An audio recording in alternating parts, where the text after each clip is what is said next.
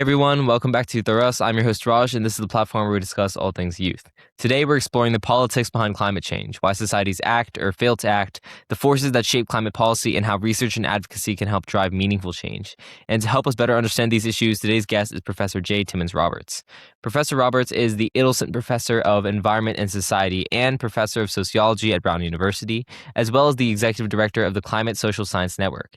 His research focuses on the politics of climate change, including climate obstruction, climate justice, international climate policy, and the social drivers of climate action and inaction. And for 15 years, he studied tensions between the global north and south at the UN climate negotiations, while his more recent work examines lobbying, political influence, and opposition to renewable energy in the US. Beyond academia, Professor Roberts has been actively involved in climate policy, including serving by gubernatorial appointment on Rhode Island's Science and Technology Advisory Board and leading Brown's Climate and Development Lab, which partners with organizations around the world. He previously served on the National Academy of Sciences Board on Environmental Change and Society as a senior fellow of the Brookings Institution, has received Frederick Butler Awards for Distinguished Scholarship from both the American Sociological Association and the International Sociological Association. So, with all that said, let's jump right into the interview, and I hope you all enjoy. Hey everyone, welcome back to YouthRUs. I'm your host Raj, and today I'm here with Professor Roberts. Professor Roberts, would you like to say hi? Hi, everybody. Good to meet you. Raj? Great to meet you too. So I guess we could just get right into it. You're obviously a professor working at Brown, studying researching environmental policy, and for someone encountering your work for the first time, how would you say, or how would you describe what you study, and I guess the core questions that you're trying to answer in your work? Yeah, thanks for asking and having me on. I would say the question that really drives my work now is who's blocking action on climate change? How are they doing it? And what can we do to overcome that obstruction?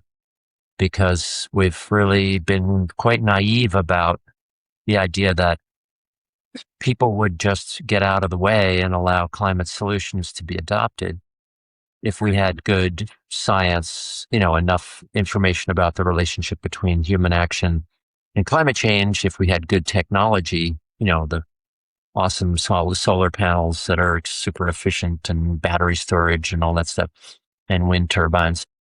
And then also if we had good public policy. So if we had, if we just tweak the carbon tax in this particular way, then people will, suddenly, say, yes, let's go.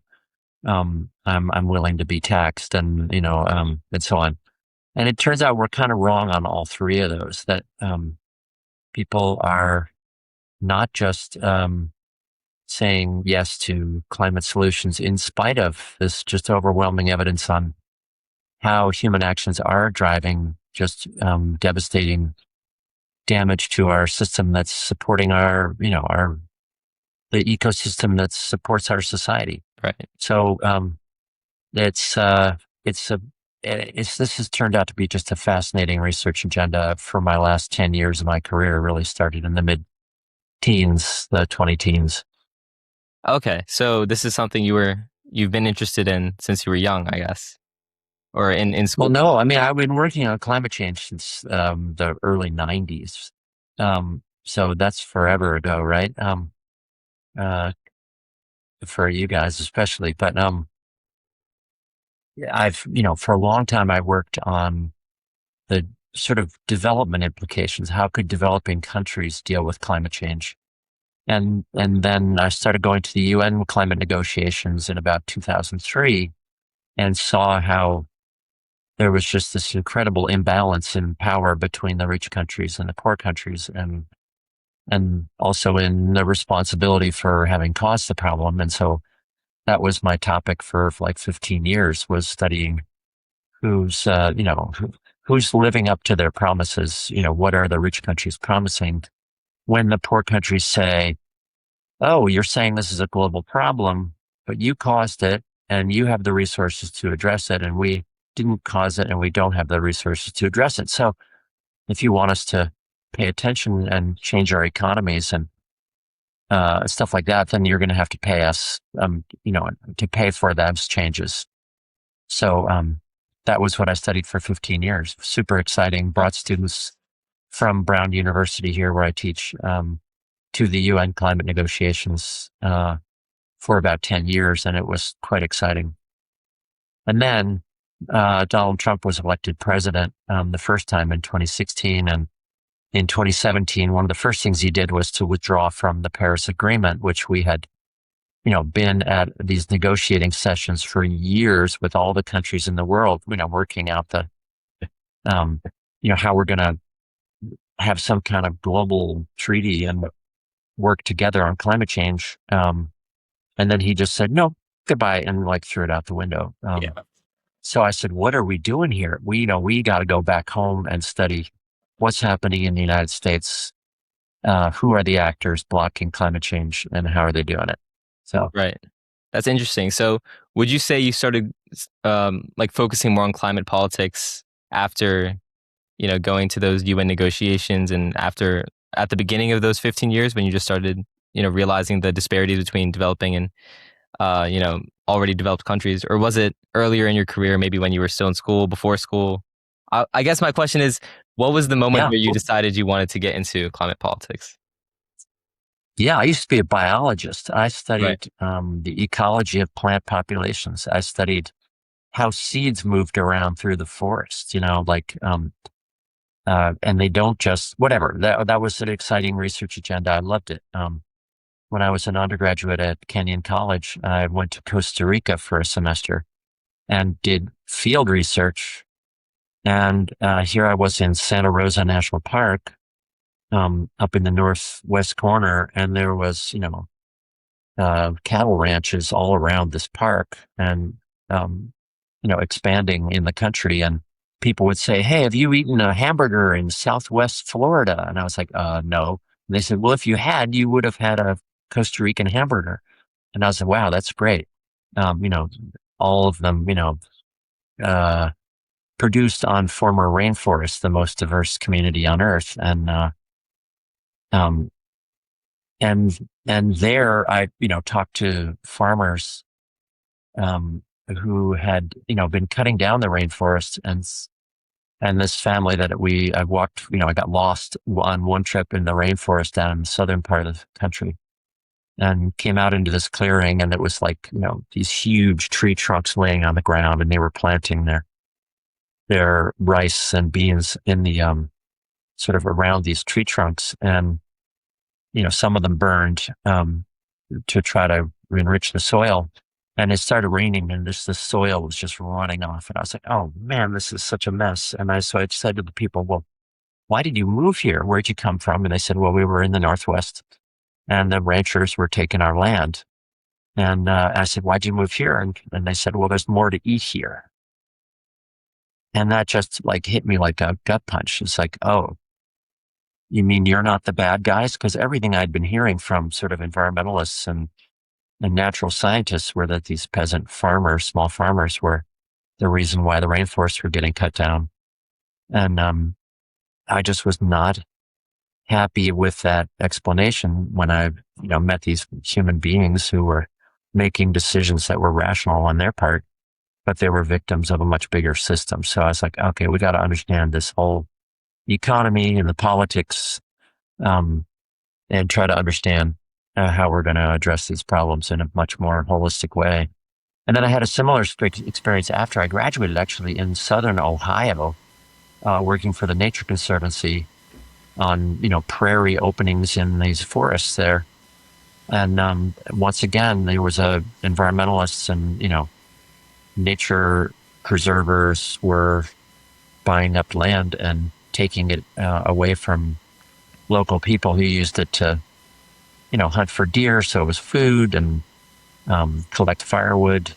So it was warmth and then also, they would collect products like ginseng for selling for cash. So it was, all these key elements of their survival as really poor people were never being considered.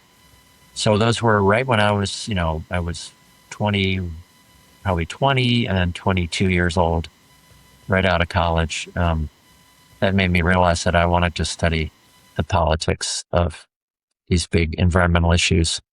And then climate change really rose quickly right after I started teaching college, first at Tulane University.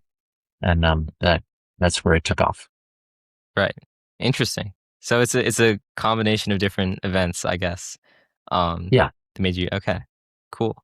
And earlier you mentioned a major part of your focus and research, which is climate obstruction.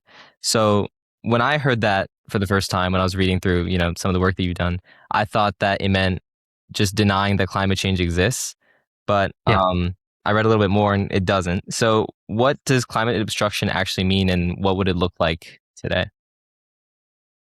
yeah. So I've co-founded with Bob Brule the Climate Social Science Network, and Jennifer Jacquet is our third director. And we've defined climate obstruction as basically efforts to stop action on climate change uh, eh, in terms of what the science tells us we need to do. So just formally, we have this is in our first book, the one called Climate Obstruction Across Europe.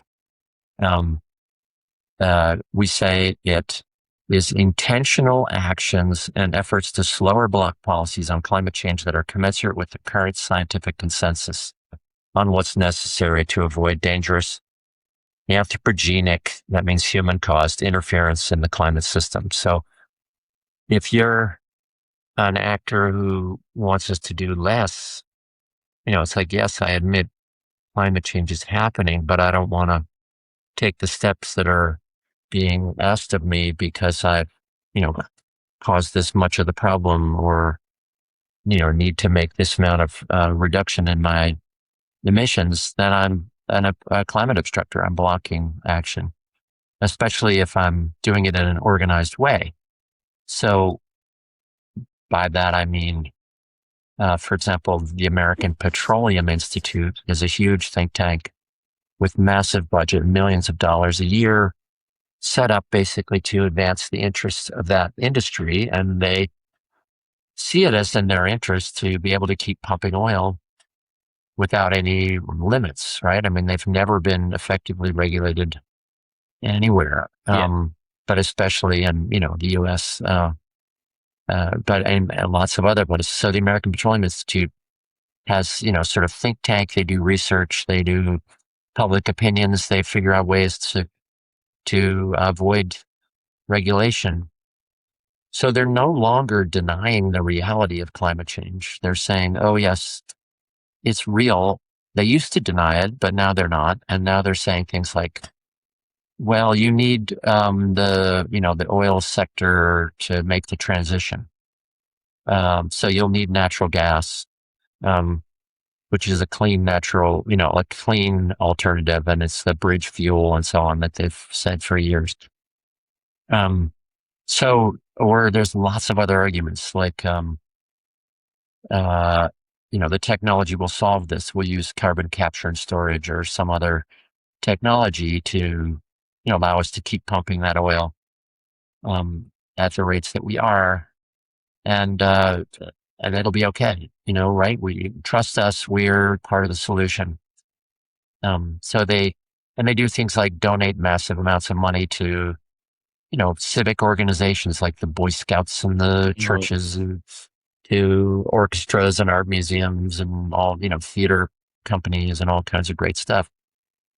So that we always think, oh my God, if we clamp down on them and universities, of course, and, research organizations, even two environmental groups, um, have received a lot of funding from oil, gas, coal, and then all these other firms that work for them. They have a massive ecosystem of organizations like um, think tanks, public relations firms, law firms, lobbying influence firms, financial institutions, banks, insurance companies, and so on and then there's all their suppliers of parts and, for their pumping equipment or the groups that do things upstream to allow them to pump the oil. And then there's the groups downstream, the refiners and the distributors, the gas stations and you know, um, the pipeline companies, the installers of furnaces and homes and on, car dealers. Mhm. I mean, so what we've learned is that this is an incredibly complex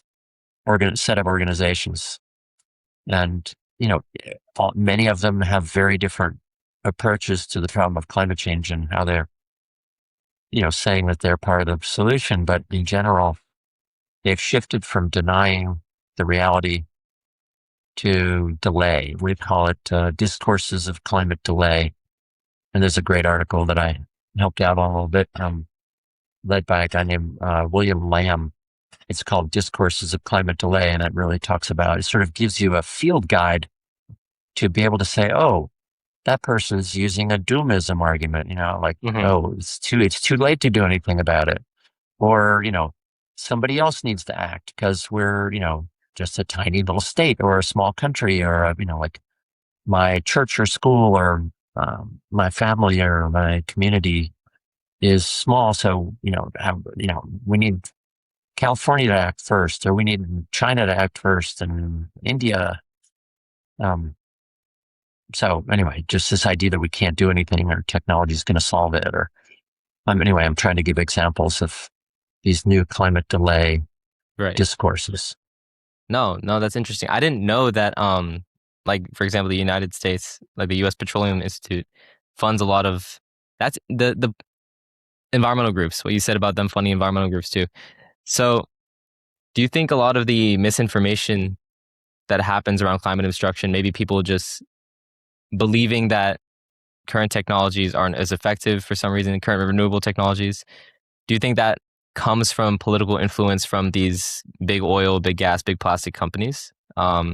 Is it? Yeah. So I want to clarify. It's not just the API, the American Petroleum Institute, but a whole, universe of actors. The Koch brothers, the Charles and David Koch founded this, whole foundation and set of NGOs, influence groups at the state level, the State Policy Network, the ALEC, the American Legislative Exchange Council. And then in each American state, there's these think tanks that crank out these arguments about why the state should not regulate its businesses and that, the problem of climate change is not a problem, really that bad. So the question was, again, remind me of the question there. Sorry, I've sort of got going on that. I'm saying no worries. It's a larger set of groups, definitely, that are acting. Okay. So I guess I was asking, does the misinformation in maybe on technology, right? Yeah, on technology, on whether it can what work. efforts we can take. So like, let's say your local school, the misinformation that a local school might receive about whether technologies can actually help, does that stem from lobbying from these big political influence groups like the API and like many other foundations that? Yeah. So great question. First, I would encourage people to listen to this podcast series called Drilled, by a woman named Amy Westervelt. So Drilled podcast, they did a whole season she did on schools and how much misinformation is pumped into schools, has been by major oil corporations, ExxonMobil and down the list, and these groups like API. Into schools, thousands of copies of these things, curricula. I mean, the teachers are struggling to keep up with their work, to get ready for the next day. And so when somebody sends you a video and a whole curriculum packet and maybe a little fun experiment, and, you might adopt it because you're under-resourced and you don't have time. Mm-hmm.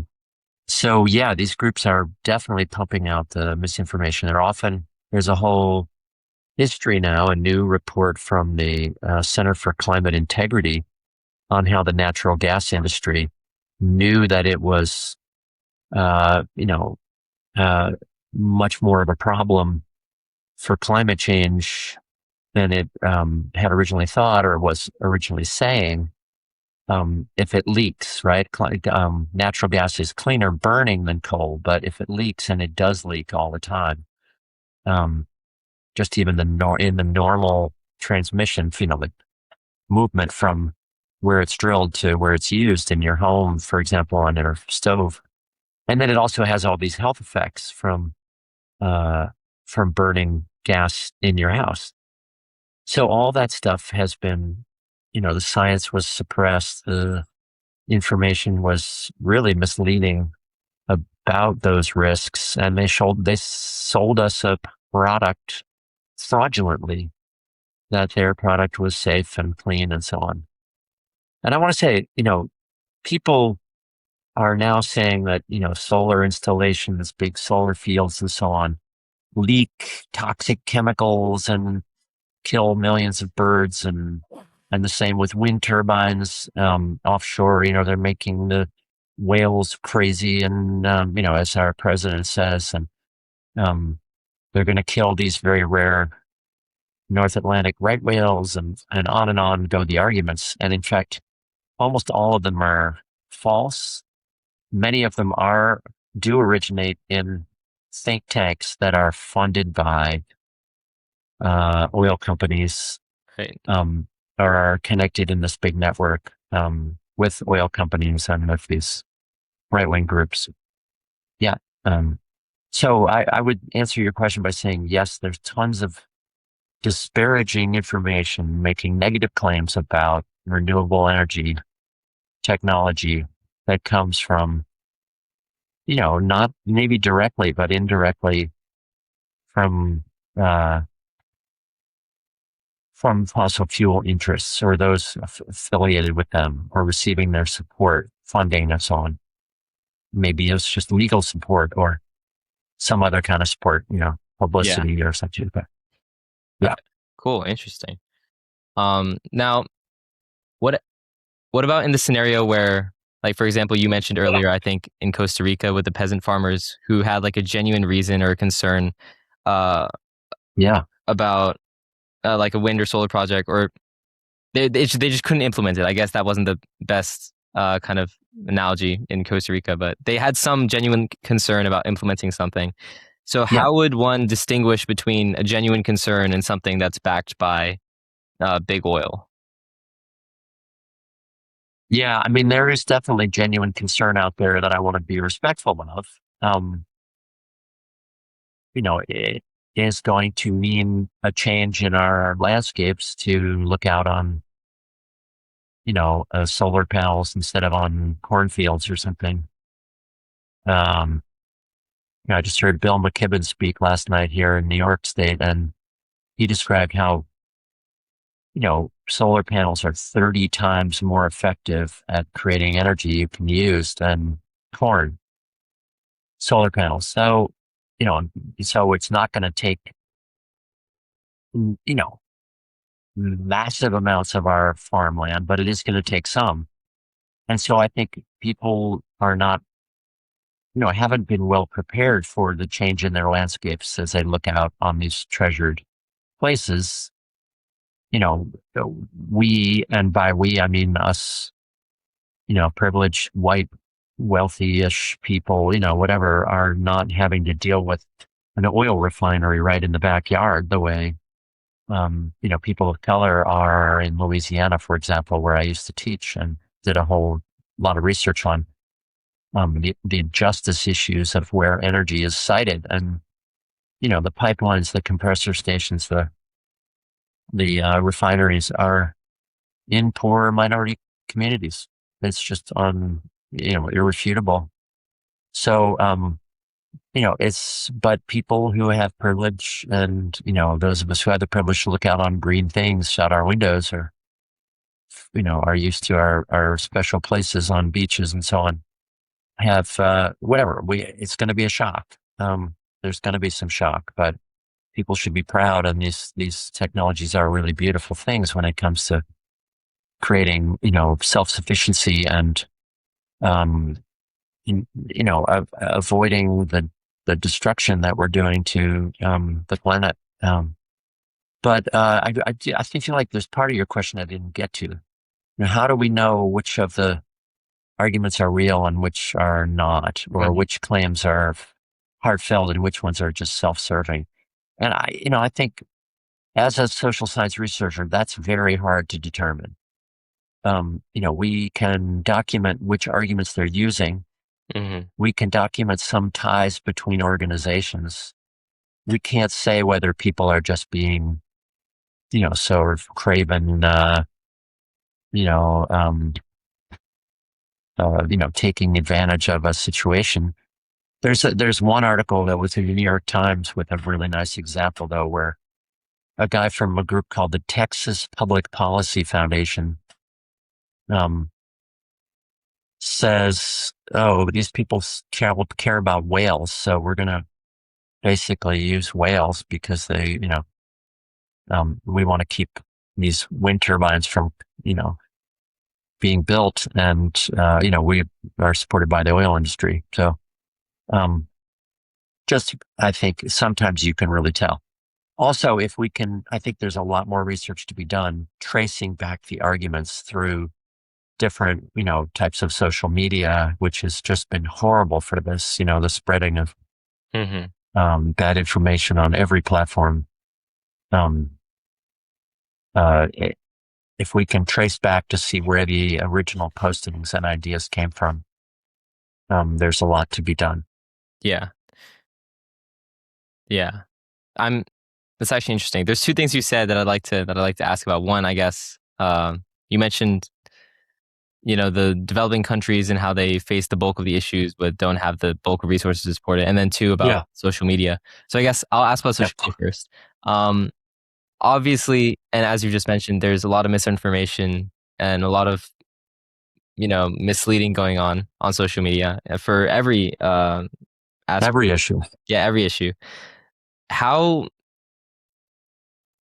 First of all, if you have studied this, and if you have, then how do people go about correcting misinformation that's already become so rampant, I guess?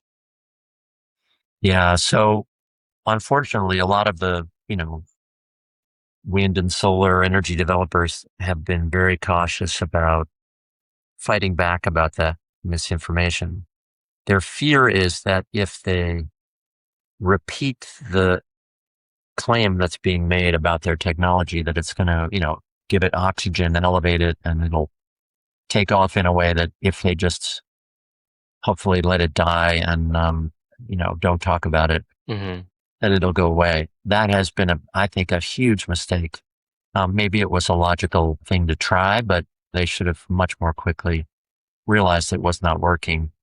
They would rather just tell positive stories and say, well, actually, wind and solar development creates jobs. It creates energy independence. It's, cleaner. It's cheaper than, diesel generators or even natural gas now when the price goes skyrocketing because of wars that, you know, twice now in the last 5 years. There's sort of that approach, turn to the more positive messages. I think, uh, it's important to actively refute and to flag up when something's wrong and point people to better information. Um, we built a site called realoffshorewind.org, um, and brought in some experts from University of Rhode Island and Brown University and created a little website. It was great. And we basically brought in, um, a limited number of claims that we turned into questions to say, is wind development offshore creating, damage to phytoplankton, communities and destabilizing those? And then we have one of the world's top experts on phytoplankton that actually talk about that. And she says, no, actually, it's minuscule impact, and, the warming seas from climate change are much bigger impact. And that's the same basic answer on birds and whales and other marine ecosystem questions. That the uh, the damage being done by our carbon pollution is many times worse than that from putting in wind turbines or solar installations. Right. So, I think, like putting out good information is key. But one thing that doesn't happen enough, I think, is, really flagging up who the people are who are saying these things on social media and elsewhere. Like they're posing oftentimes as just community members or, you know, um, caring environmentalists, but they are often, are linked in different ways to fossil fuel industries or to, right-wing libertarian groups. And that libertarian just means, they want absolutely no government intervention in the economy whatsoever. Um, except for maybe defense and highways or roads or something. But, this is a complex issue um, that we need to address. So these libertarian groups often are quite in alignment with the oil and gas industry because they want no regulations. So oftentimes these people that look quite,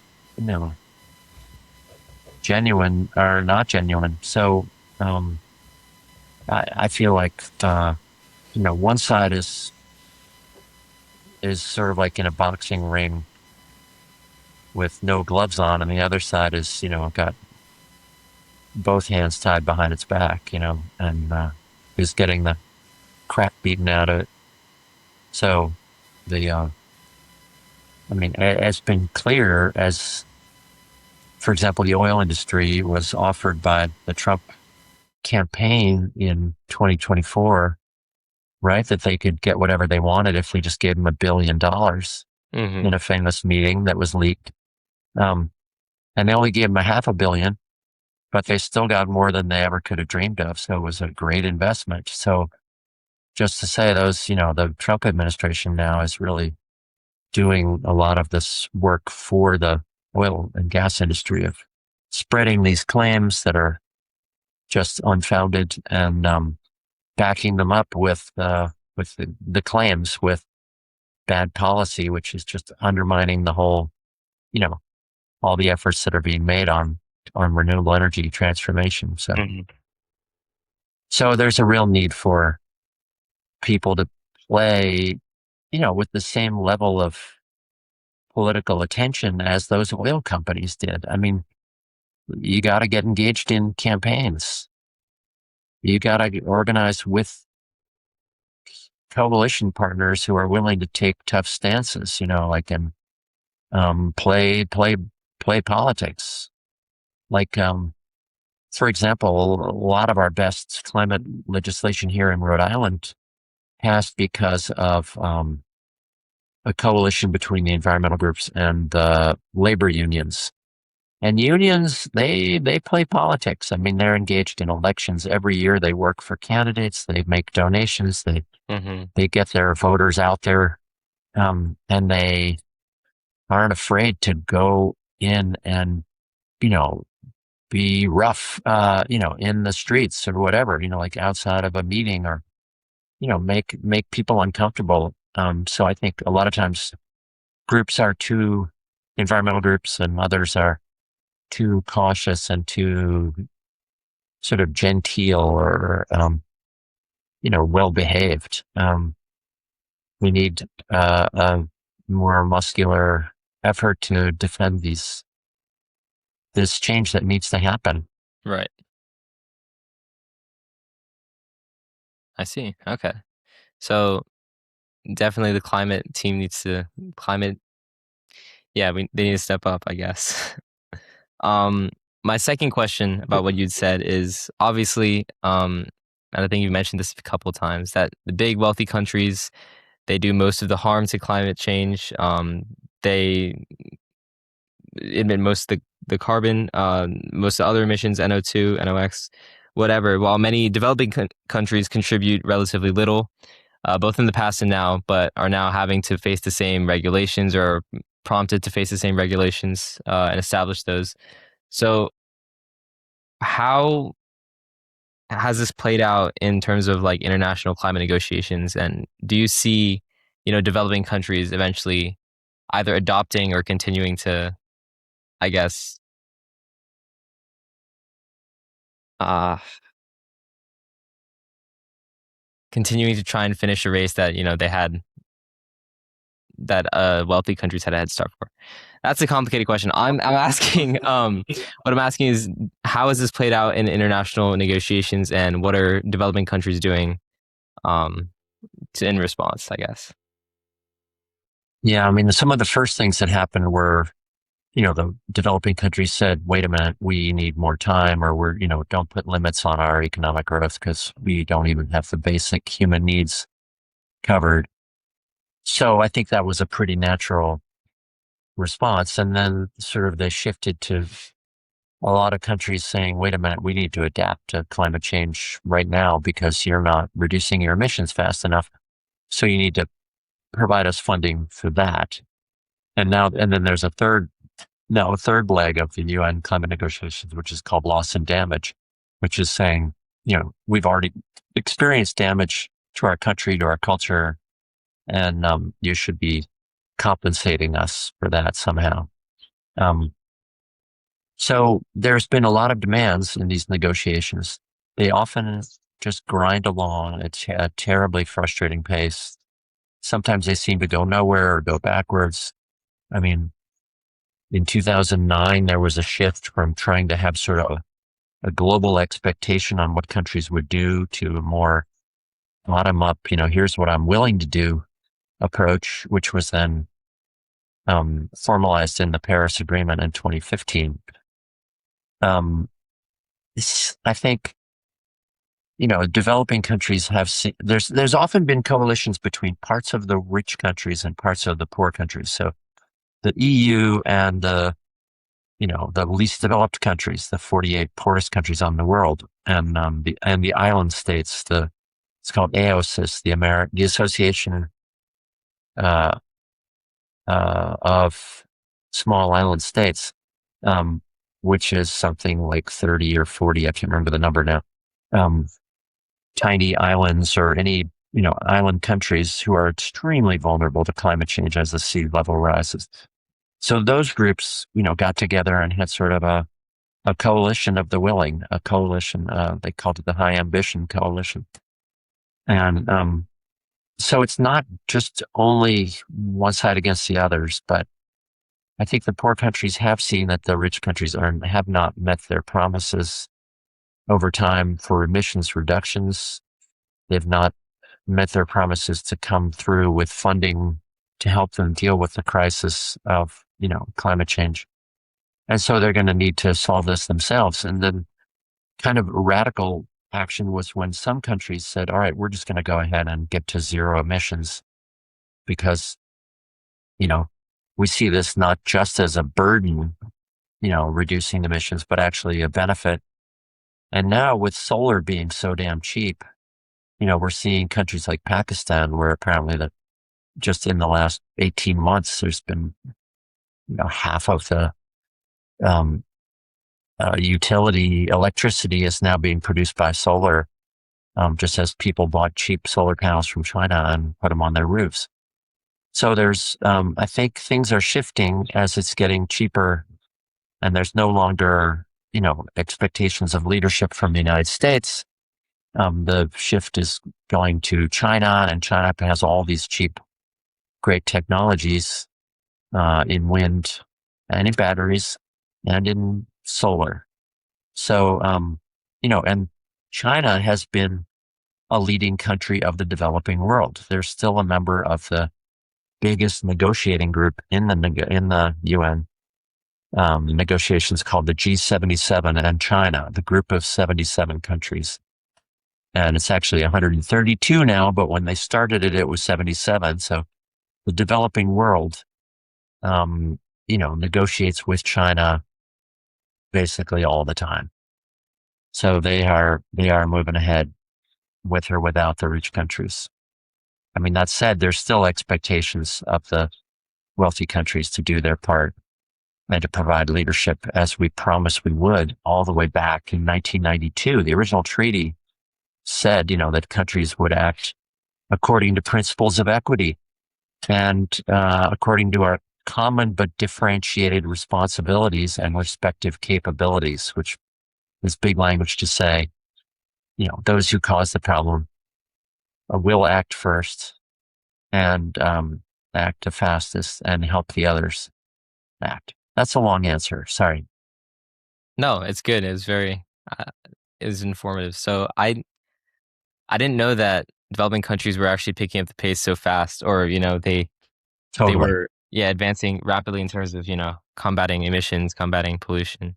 So that's great to hear. I want to switch gears a bit, kind of ask you more Yeah. about your work and also more on how, people my age or younger than me can contribute to Yeah. environmental policy or even just, stopping misinformation. So the first thing I want to ask is you have done a lot of research, and a lot of that research, for example, with your climate development lab, has been done with government or non-government organizations. So have you learned anything about participating not just in, the research, but also in advocacy of climate policy, that you wouldn't have learned just by, studying it, I guess? Yeah. I love the question because a lot of academics think that they need to stay out of the fray and just study things from the outside. Hmm. And there was a natural scientist named Francis Bacon in like the year 1200 something, like ancient. He's like one of the founders of the scientific method. And he said, we're never really going to understand nature unless we like prod it and see how it responds. We can't just look at it from the outside and expect to understand it. And so that's sort of the experimental method, people say, came from that. And so I sort of call myself a, a social Baconian. That is, I think we need to see if we can get engaged and to learn what we can from being engaged in the political process. So in Rhode Island, groups of students in my lab, the Climate and Development Lab, and I worked on climate policy in the state. Um, First, we helped pass a bill called the Resilient Rhode Island Act in 2016. Sorry, yeah, 2016, which set the first targets for the state of Rhode Island on how much it was going to reduce its emissions. And it was 80% by 2050. Really exciting. Before that, we did actually another one called the Rhode Island Climate Risk Reduction Act of 2010. And then we spent, sorry, after the 2016 one, we spent 5 years trying to pass a carbon fee and dividend bill called Energize Rhode Island. And it just couldn't get out of committee. And we learned right away that some of the business groups and, fossil fuel groups, had shot it down quietly behind closed doors. And they got to the governor and the speaker of the house in the legislature before we could even talk to them. And, what happened was, as a result, we learned, it went nowhere. 5 years of hard work. So it's really taught me that you've got to pay attention to the politics and work. You got to understand the system and how we can do this better. So we've learned a lot. We've done a whole lot of research on the lobbying groups and how they operate and, who testifies. And that's been the nature of a bunch of our research. It started a whole research agenda. How we tried to pass the bill Oh, right. for 5 years, and it was blocked every time in the committee meetings. And we learned that we need to really understand who's lobbying behind the scenes, Hmm. how what's happening in the committees, what's the possibility of action, what do advocates and others need to know just to be able to fight on the sort of an even ground with those who are trying to stop action on climate change. Hmm. And so we've been, meeting with groups and other, with policymakers. We've looked for topics for research from those who are engaged in the process, trying to find out what do they want to know? What would help them understand who they're up against better? Because again, as I said in the very first question you asked, we need to know, who's blocking action. And I think to address that naive approach that thinking, oh, of course, groups would just accept the need to make change. Right. Change is not easy. Change is not easy. Right. I guess that's a great segue into my next question, which is a lot of young people, um, especially if they're in high school and college, don't really have the money or connections or influence as these big organizations. So I feel like, and I think many agree when I say that it might feel kind of overwhelming to try and enter like policymaking or try and propose any new ideas when you kind of already know that it might get shot down by these big groups. Um, so what forms of influence do you think that people with fewer connections or people who are just getting started in this space have um, when advocating for climate action?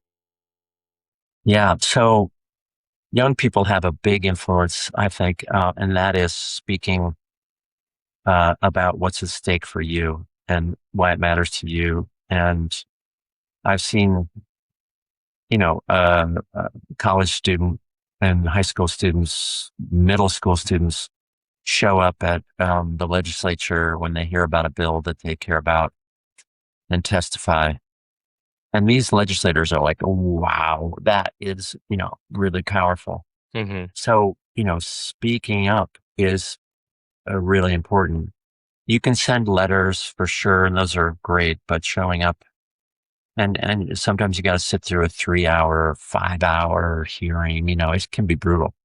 Some states don't have like sort of all open hearings like that, but a Mm-hmm. lot of them do. And certainly there's open, you know, city council meetings or school board meetings or other things like that. But it's better not to do this stuff alone. Of course, you need to, um, be learning from and supporting each other, getting mutual support from other people and not just young people, but there's the Sunrise Movement, for example, which has been really active among youth to get uh, organized and be very strategic in where to exert the pressure. I mean, I was thinking about this today about how the Sunrise Movement's theory of change was we can move the Democrats, we can't move the Republicans, but let's focus on the Democrats. So then, like right after important elections or during the next election season, they're focused in the primaries to push all the candidates to sort of out climate each other, like to have better climate plans than the others. And that was very effective. It really moved the party. Um, and they taught each other, where are the strategic points? How do we have an influence and so on. There's other groups that have a mix of ages, of course. 350.org is Yeah. one of my favorites, founded by Bill McKibben, um, and some young people at Middlebury College. And, now it's global. There are groups in every town, Sierra Club chapters get involved in politics. There's League of Women Voters, keep track of, who's behaving how in the legislature. People can help develop sort of scorecards on how the legislators are doing. You could have a youth scorecard. I had a former student in the lab go off to law school, and then they created a group in law schools saying, let's tell law firms that we won't work for them if they work with fossil fuel corporations. And they created this whole grade card for, fossil fuel corporations and for law firms. And, they got some attention. Um, they basically, they asked them to sign pledges. This student organization, will you sign a pledge that you won't work for a firm if it's working for fossil fuel companies? Mm-hmm. Or, you know, would you be more likely to work for one that's, shifting away from working with fossil fuel companies? Things like that. Anyway, I think there's a lot of ways that young people can organize together and with older people. What I've noticed in the climate movement, um, in a couple of places is that it's a lot of them are old gray-haired people, and they're applying the tools that they learned back in the 60s or something, I don't know, 70s Mm-hmm. on public protest, and they, make signs and have no kings marches or whatever, or march for science or, climate change stuff. That's good, but it's much more effective if there's young people there, I think. And that, you might have to put up with some hokey things that some of the old people do, but um, they also should want to help you because yours is you have some stuff at stake, and I think you guys can speak up directly to those often selfish people who are saying they want to protect their view, so they don't have to look at a wind turbine 13 miles offshore that's you know s- smaller than one third of the height of their thumbnail held at arm's length, and but speak up. These people are taking your future. No, you need to get loud. Right. No, absolutely.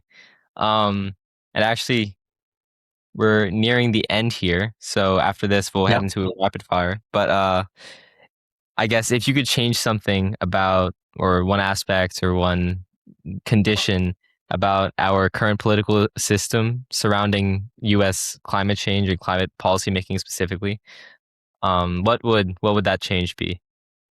Campaign finance. Campaign So fund. right now you can basically dump millions, hundreds of millions of dollars into political campaigns Mm-hmm. or into PACs, political action committees who can work on behalf of a campaign. And it's devastating. It's anti-democratic. It's made it, impossible not impossible, but extremely unfair. Um, and we're seeing that in all kinds of elections and on all kinds of issues. But so that's the key thing to address. Whatever. There's many key things I would say. Sorry, I'm double dipping.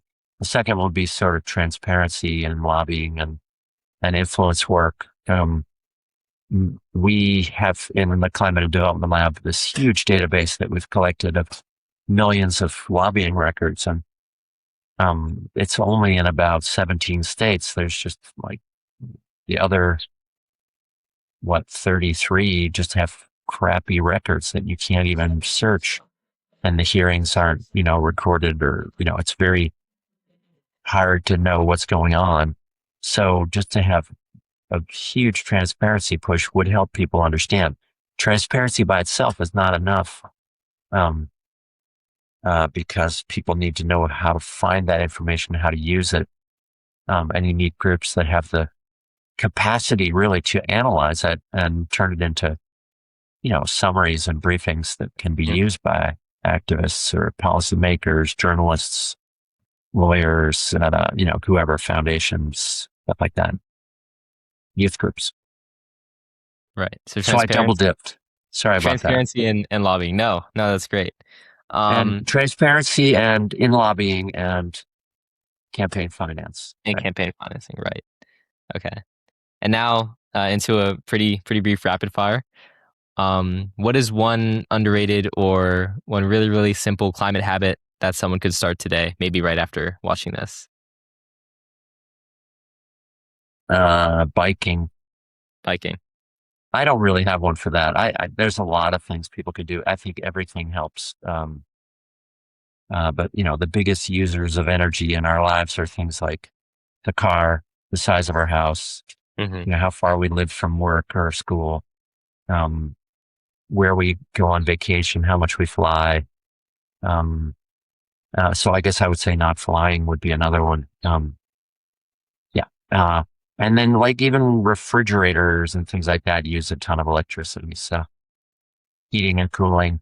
Yeah. So even understanding the level where you're burning the most of your carbon is important. Be efficient, I guess. Commute efficiently. Yeah. Use energy Yep. And efficiently. yep. Understand and reduce if you can. Right. Number two, what is one, I guess you've talked about this a lot, or we've talked about this a lot, but what is one climate misconception that you wish was erased or nobody believed in? Yeah. The misconception is that this was going to be easy, that Oh, people okay. would accept the solution. So climate misconception by those who care about climate change has been, the vested interest, the people who already have a livelihood of some sort, or investment in the existing status quo or just going to allow change to happen. So we got to, the misconception this is going to be easy. We got to get serious and stay focused, work hard, be Right. fearless. Exactly. And It's exciting. I want to express how exciting this is, that it's something that gives me purpose. It gets me up in the morning. mhm, And I think it's important, really important for young people to feel like they can do something. And there is so much they can do. And it doesn't have to be intimidating. And it certainly doesn't have to be lonely or, um, solitary, that there's really great community and people who work on this stuff. And, it's exciting work, and there's endless things to study and useful things to be done. right. Right. Yeah.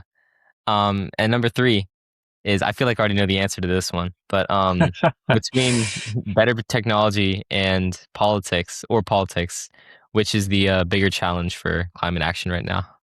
Well, I want to know if all your guests get the same question, but my answer is politics. We got the Yeah. technology. We've had the technology for 30 years, and it's just keeps getting better. So technology may have been an issue even 10, like Bill McKibben's talk is that 5 years ago it was different and now it's different. Um, but now it's just all politics. We got the tech. Yeah. We got to clear the other stuff out of the old tech out of the way, the legacy systems. Right. I think between the four or five like environment related guests I've invited on, I've asked some sort of question about this, and it's always been politics. Okay. Maybe 10 years ago it might have been technology, but even we Right. had Bill McKibben on as well, and Oh, he said good. the same thing. Yeah, and Yes. more recently, Dr. Gernot Wagner from Columbia. If you, Yeah. Yeah. yeah, Yeah. He's well known too. Yeah. Awesome. yeah, same response. I might keep asking it just to reinforce it, but yeah. I like it. Yeah. It's And not your our final usual. question. Sorry. Go ahead. No. My final question was just: is there anything that you wish I'd asked you about, or that you'd like to leave us off with as a final note? Yeah. I think maybe I just ragged on that, a minute ago about how it seems overwhelming. It's dark and scary, and we have to acknowledge that. And, Mhm. um, but there's purpose in working on it. There's joy in working on it. That I think that's, the main thing. My students, I think, it really helps them to cope with the issue by studying it and especially doing something about it, and want to have some, way that their work is going to have an impact. And so looking for ways to have impact will satisfy you, will keep you going. And then, of course, there's this stuff about just taking care of yourself, getting exercise, getting enough sleep, Mhm. like we got to take care of yourself for the long term. Right. That's great. Well, thank you so much, Professor My Roberts. pleasure. This has been really, really informative, really, really fun to listen to, and I'm sure our listeners will also really enjoy this conversation. So thank you for your time, and thank you everyone who's watching, and I hope you all enjoy the rest of your day. Um, bye bye.